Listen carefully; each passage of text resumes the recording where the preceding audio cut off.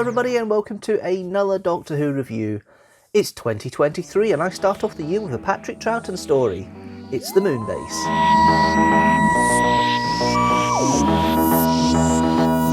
As always, I have in front of me the television companion, which I use for all the classic series stories. Here's the plot for this story. The TARDIS arrives in 2070 AD on the Moon, where a weather control station under the command of a man named Hobson is in the grip of a plague epidemic, in reality the result of an alien poison planted by the Cybermen. Polly realises that as the Cybermen's chess units are made of a plastic, they must be vulnerable to an attack by solvents. She and her friends manage to destroy all the Cybermen on the base with a cocktail of such chemicals shot at them through fire extinguishers. A second wave of Cybermen advances across the lunar surface, but prompted by the Doctor, Hobson uses the base's gravity-generating weather control device, the Gravitron, to send them flying off into space. So here we are, the fourth story of Patrick Troughton's era, and actually quite a fun little one. Effectively, I think it's a rehash of The 10th Planet, which was released earlier in the season. But it's quite a fun basis for the new format of Base Under Siege that has become quite prominent, or will become quite prominent, in the Patrick Troughton era. We'll go through some of the characters, some of the actors, and just go through some of the plotting as well. Some of the good bits and bad bits, of course. So we start off with the Doctor, played by Patrick Troughton. I must say, he's certainly filled into his role now. The cosmic hobo that we all know and love is certainly rooted in this one. The kind of slightly dark, brooding nature of the second Doctor is there as well, when he's trying to figure out what the Cybermen are doing and all the research he's doing on the Moonbase to try and find out where this virus comes from. It's interesting when he does realise that it's down to the sugar that they're using in the coffee that's got the pathogen in it that's causing the virus and causing the epidemic in the Moonbase. That's a nice little point that he's put across here. But do you know what? Troughton has now established himself as the Doctor. The elements of the second Doctor are all there for all to see. It hasn't taken long at all. I mean, you've got to remember, beforehand there was the Underwater Menace, and then you had the Highlanders before that, and Power of the Daleks. This is only the fourth outing for the second Doctor. He's not playing the fool here. He is playing the intelligence of the Doctor here, and there's a grudging respect that comes from Hobson and his crew as the time goes on throughout the story due to the way the Doctor's handling himself. You do get the feeling maybe he's clutching at straws a little bit at the beginning with this whole research about trying to find out the virus. He obviously realises he can't do it through the equipment he's got, and there must be something else that's causing it. And it's only that eureka moment of the sugar that kind of makes him more prominent in trying to solve the issue here with the Cybermen. He realises the Cybermen fairly early on, the way they work, like this establishment that the Doctor's actually had more in these adventures with the Cybermen. All the bits and pieces of the Doctor being there, the Doctor that we know, the second Doctor, are in place by this point, but we're not playing more on the full side here, we're playing more on the intelligent and scheming side, which is coming out here. Although there's not really much scheming, but it's actually more like a friendly, intelligent uncle kind of vibe going on at the moment. Really quite nice. So you've got Ben, played by Michael Craze. I think he's been done a misjustice here, because I think some of the lines that Michael Craze's Ben had originally in this story have been divvied up between him and Fraser Hines' Jamie, and I'll get to Jamie in a minute, because when Jerry Day was originally writing for this, Jamie wasn't in the equation, and he's kind of misserved by that a little bit, so he doesn't get much to do. Which is a bit of a shame, because Michael Craze plays every line he gets brilliantly. They kind of make up for that in the Macra Terror, the next story along, because he gets a bit more of a prominent role in that one. But this one, he's kind of there as he's not quite window dressing, but he kind of doesn't have as much to do as you think he should, because some of the lines had to be shared out with Jamie. He's okay in the first two episodes, but when Jamie becomes a bit more prominent again in the third and fourth episodes, you can tell that the lines are being a bit more stretched. But overall, I do like the way that he comes across. You've then got Jamie, played by Fraser Hines. It's still very early days for the character Jamie, and you can see that Jamie doesn't have much to do. In fact, he's effectively unconscious of the first two episodes because he has an accident when they're going from the TARDIS to the Moonbase. This whole thing about the Phantom Piper hallucination that he's having is really his main plot point, and the lines he shares, the lines obviously sound a little bit Ben. They're not, they've got a slight Highlander Jamie-esque link to them, but it's like they know that Fraser Hines is going to be the long-term companion, but at the meantime they've still got two established companions they've got to write for, and this is where three companions doesn't work sometimes if you don't have the right pairings. And they could have gone down the route of having a kind of situation where you had an Ian and Barbara type relationship with Ben and Polly here to give Jamie the third role, but they didn't really go with that here, and it's a shame, because it makes Jamie like a spare part, and it makes Ben like a spare part. They don't really work in this story because of that. One character who does work, and I've got a reappraisal and a slight apology to have to the character, because it's Polly. This actually, you've got the Moonbase situation, and you've got the famous clip that she has where she's screaming when she sees the Cybermen come out the medical unit on that one scene. However, Polly seems to have the most to do with the three companions. She seems to be the one that realises that plastics might affect the Cybermen. She's the one that creates the plan. She seems to have the most to do, and I think the way it's written, I think obviously Annika Wills gets the full part that she was intended to get for this story. And do you know what? She plays it very well. It's very well played, and it actually gives me a new appreciation for Polly a little bit, because the War Machine, she was a nice character. I didn't think much of her in the Macra Terror. I thought she was a screaming nonsense half the time.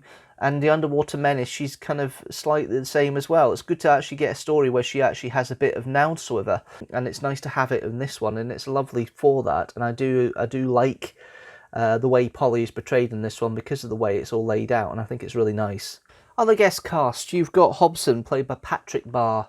He is the substitute for the general in the 10th Planet. It really is a rehash of the 10th Planet but set in the moon to an extent. It kind of has a downside with that in that respect.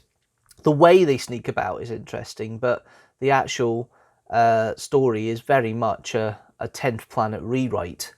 Hobson is a nice lead in there, but he's there's not much to him. He's kind of like the doubting and suspicious leader of the Doctor coming in, because obviously the Doctor comes in, and of course the usual thing, the TARDIS crew gets blamed for everything. It's played fine by Patrick Barr, but there's not much to say. The more interesting two characters are Benoit and Niels, played by Andre Maran and Michael Wolff, respectively.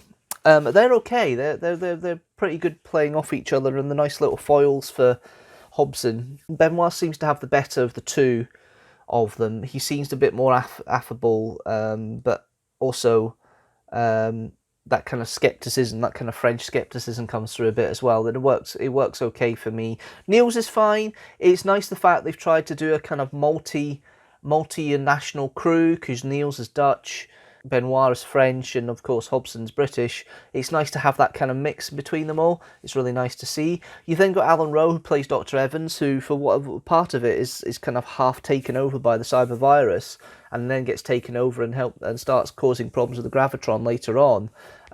It's interesting how Alan Rowe, this is one of his first roles. He does come up a few more times, including in Horror of Fang Rock, but it's a nice little turn here from Alan Rowe as Dr. Evans. But yeah, the supporting cast is kind of like, they've not got much to them. They're not really that interesting to me. It's not like other Moonbase type stories like Seeds of Death. What's it, Seeds of Doom? I can never get it. It's Seeds of Death for Patrick Troughton, I'm sure. If it's not, you know what's going to happen. But the Seeds of Death, and you've got Miss Kelly, Gia Kelly, and there's not really any standout interesting guest cast here in this one. So it kind of, they're part of the plot. They get turned into Cybermen at times, and that's it. It's kind of weak and underfoot in regards to that. There are good bits though of the plot overall. The Cybermen are quite effective. This is the first time they've in their kind of metal sheen. They've gone from their cloth versions that were in the 10th Planet, and they've gone into more of their a metal variation that we see of the classic 60s Cybermen. First time with 3 fingers instead of 5, and it's nice seeing him in a different atmosphere, but the kind of scheming and plotting is a bit more established here, but it's still the case of, right, we want to affect the Earth, we want to destroy the Earth because we need the Earth. The fact that they have been effectively missing for a few decades, which is referenced in the story, is interesting. It's like everybody knew about the incident in 1986 in Antarctica, but they didn't know anything about any of the Cybermen afterwards. It's like they've kind of gone missing a little bit. It's kind of inferred maybe there has been a couple of other encounters, but there's not been much. And of course, one of those encounters we pick up in the Wheel of Space later on in Troughton's era. The idea of the sickness and the nefarious of the sickness and the fact that it's a sugar that's caused it is interesting. I do quite like the way that's put across. It's the fact that the crew's going down like flies, and falling like flies, and then being slowly converted into Cybermen off the back of it. That's quite interesting. The fact that there's a kind of control that the crew have through some sort of headset device is quite interesting, and it's another element of the Cybermen that we see develop in later stories.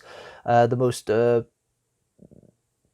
violent version of that, I think, is probably Lytton in Attack of the Cybermen. This kind of head control, but he's half converted by this point, so it's also a different aspect. But the elements of the Cybermen and the conversion techniques and how they convert is first explored in this story. There is the interesting bit with the Doctor and Polly when he turns around and says he did train with Dr. Joseph Lister in Glasgow in 1888. I thought that was quite cool. That's the first reference to it in Doctor Who. It is referenced again later on in the series. I can't recall exactly when it is. I'm sure you guys will be able to tell me, or I'll find out eventually when it is. I think that's quite a nice little comment there. The fact that Cybermen actually have a kind of insult for the people, they call them stupid Earth brains, which I thought was quite interesting. It's the fact that the Cybermen don't seem to have any, they one point they claim they don't have emotions, but then they have an emotional response like that, calling them stupid Earth brains, kind of nicknames. It's interesting. The idea of a gravitron and the whole fact of trying to control the environment is kind of a very futuristic thing. I don't think really they were thinking on the basis of climate change really when they wrote the story, although it probably was on the fringes of scientific knowledge. Kit Pedler, who wrote the story along with Jerry Davis, and I forgot to mention that earlier on, he was a scientist, so it's interesting having that set up and that kind of inkling there of maybe climate change needs to be controlled by in this time frame because of what humans do. The fact it's still in the future at this time of recording as well. It's 47 years in the future. It still seems very plausible that you could have a moon base that does control the weather from a gravity device called the gravitron in the future. It's one of these 60s futuristic things that actually could be still plausible now, nearly 60 years after it was first created and first touted on screen. Overall, so you got Kid Pedler writing this, most of it. It in all but name, it's a rehash of the 10th Planet. There are elements that are interesting. There is a kind of development of the Cybermen, but you get the feeling it's Jerry Davis's influence more than Kit Pedler's. They do write together one more time, if I remember rightly, and that's for Tomb. But ultimately, I think it's not a bad little writing overall. Maurice Barry does good direction. The fact he's got a kind of limitation in the sets, the base undersea story really starts as far as I'm concerned properly with this story. I think the Underwater Menace is an interesting experiment, but I think the base under siege idea that's known for the Troughton era with all the elements of the Troughton era is definitely started here in the Moonbase more than actually what it would have been in the Underwater Menace beforehand. Maurice Barry, of course, directs Tomb of the Cybermen.